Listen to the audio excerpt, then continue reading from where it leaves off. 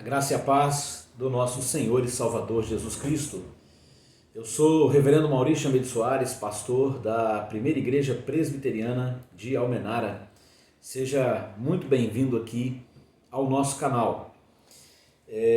Nós estamos estudando sobre a Confissão de Fé de Westminster. Estamos ainda no primeiro parágrafo, há muitas lições a serem aprendidas, né? E nós vamos dar seguimento hoje.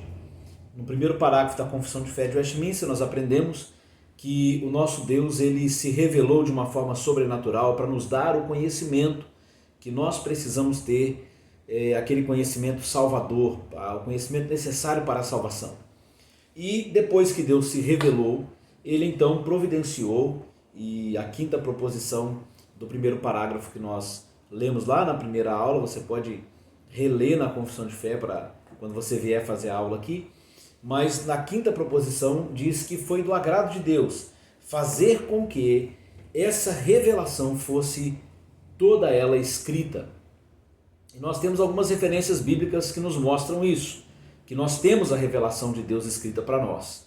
Primeiro, Lucas 24, 27, onde Jesus ele apela para as Escrituras. Ele começa com Moisés e ele percorre todo o Antigo Testamento, mostrando o que essas Escrituras ensinavam a respeito do próprio Senhor Jesus.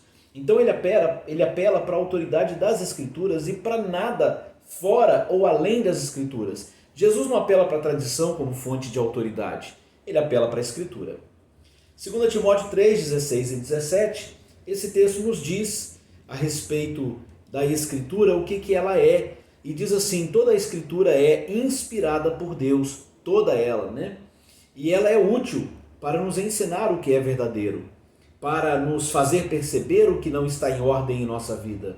Ela nos corrige quando erramos e nos ensina a fazer o que é certo. Deus a usa para preparar e capacitar seu povo para toda boa obra. Então a Escritura é a palavra de Deus, a revelação de Deus para nós. E Paulo apela para a totalidade da Escritura, e somente para a Escritura, como sendo a revelação de Deus para nós. A Escritura então contém tudo o que nós precisamos saber, crer e fazer para a salvação, né? Romanos 15, 4 também nos diz que tudo que foi escrito no passado foi escrito para o nosso ensino, para que pela paciência e consolação das Escrituras nós tenhamos esperança. E mais uma vez você percebe, Paulo está dizendo que a revelação de Deus foi escrita para nos ensinar, e que é por meio dessa revelação, não por novas revelações, não por tradições, é por meio da Escritura que nós mantemos a nossa esperança. 2 Pedro 3, 15 e 16, o apóstolo Pedro, também nos diz assim: e lembrem-se de que a paciência de nosso Senhor permite que as pessoas sejam salvas. E foi por isso que o nosso amado irmão Paulo lhes escreveu com a sabedoria que lhe foi dada. Paulo, trata dessas questões em todas as suas cartas. Alguns de seus comentários são difíceis de entender e os ignorantes e instáveis distorcem as suas cartas, como fazem com outras partes das Escrituras. Como resultado, eles próprios são destruídos. Pedro então está dizendo aqui que não somente o Antigo Testamento é a Escritura, é a palavra de Deus, mas também o Novo Testamento, que aqui está representado na palavra de Pedro pelos escritos de Paulo. Ele diz que o Antigo Testamento e o Novo Testamento também fazem parte das Escrituras inspiradas por Deus. E ele coloca os escritos do Novo Testamento em pé de igualdade com os escritos do Antigo Testamento, chamando-os pelo mesmo nome, Escrituras, né? Escritura, esse é um termo usado para se referir à revelação escrita de Deus, a palavra de Deus. Então toda a revelação de Deus para nós se encontra agora confinada nas Escrituras Sagradas, na Bíblia Sagrada, a palavra de Deus. Isso exclui qualquer outra alegada fonte de autoridade ou fonte de conhecimento.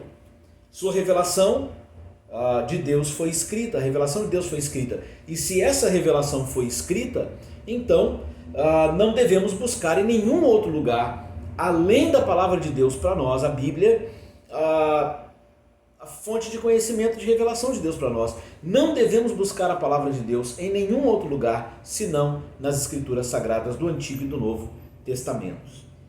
Então nós rejeitamos as ditas revelações do kardecismo, rejeitamos a autoridade do Pontífice de Roma, rejeitamos o magistério da Igreja Romana, nós rejeitamos o livro de Mórmon, rejeitamos as revelações de Ellen White e outras afins, porque somente a Escritura é a palavra de Deus.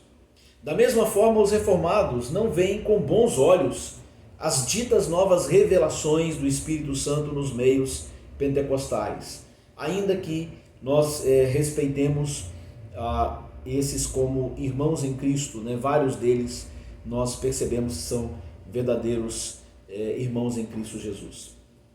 Mas de nada adianta para nós, meu amado, nós dizemos que cremos na palavra de Deus, que cremos que a Escritura é a palavra de Deus para nós, se nós não pautarmos a nossa vida na palavra de Deus.